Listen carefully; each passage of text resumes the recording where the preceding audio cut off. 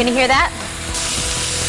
Oh, yeah. That's what we're talking about. I put my mic over here by the hanger steak because we're with Tom Harvey from Eddie V's Prime Seafood, and we're making steak and twice baked potatoes, pouring a little bit of that marinade that we learned how to make in the first segment with Andy. And now things are really sizzling, aren't they? Yeah, things are looking good here.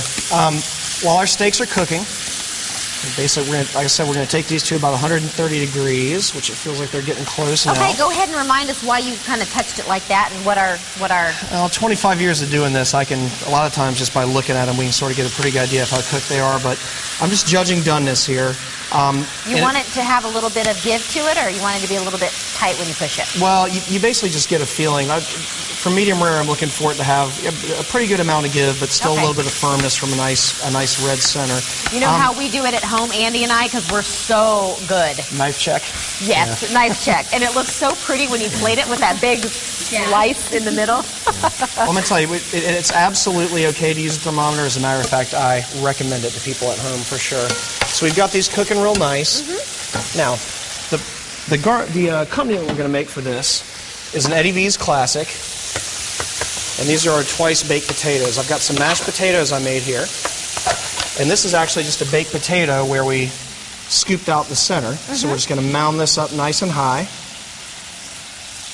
And this is one of the side dishes we sell the most of. We'll sell tonight at dinner probably about 50 or 60 orders of these. They're really popular. It's nice because it combines the best of a baked potato and mashed potatoes. So everything everybody loves. Did I hear you say you're from North Carolina? Atlanta. Atlanta, okay. Yes.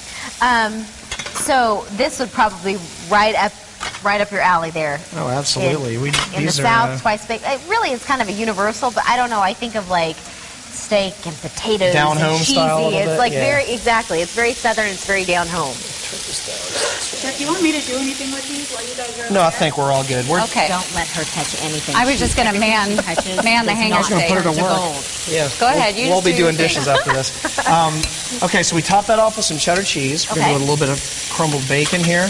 Now you're starting to see why people love these so much. Exactly. How good does that look? Now, what we'll do is just take this, and right when we're almost ready to eat, we'll... Take your hands off of his cooking utensils. I'll take all the help I can get. Okay. So we're going to let that rest. And when we talked about letting that rest, and we want to let the juices go back into the protein, for a cut this size, about how long would you need it to rest? For one this small, about 3 or 4 minutes is fine. Okay. Now the last thing I'm going to do with the meat here is we're going to, and this is good for any time you cook any kind of meat in the pan. I'm going to throw in a little bit of sautéed mushroom, a little bit of red wine. Ooh.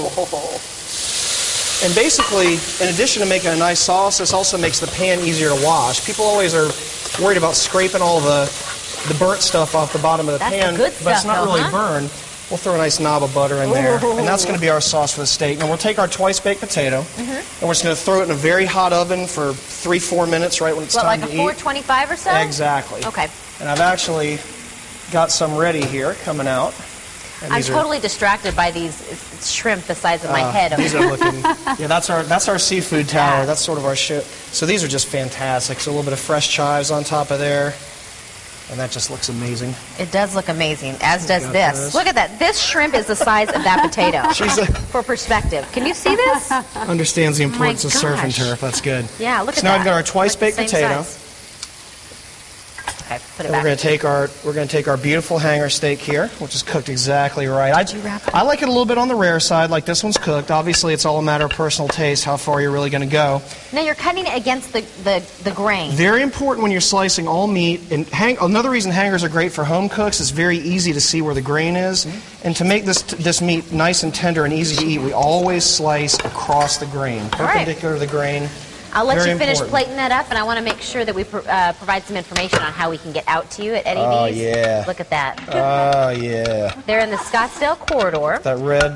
If you were missing them out of DC Ranch, you don't have to miss them anymore because they're now in the Scottsdale corridor. We're going to provide some information online as to how you can get to them, as well as this delicious recipe. Scottsdale corridor, serving food late every night. Welcome to Arizona. Now let's eat. Thanks, ladies.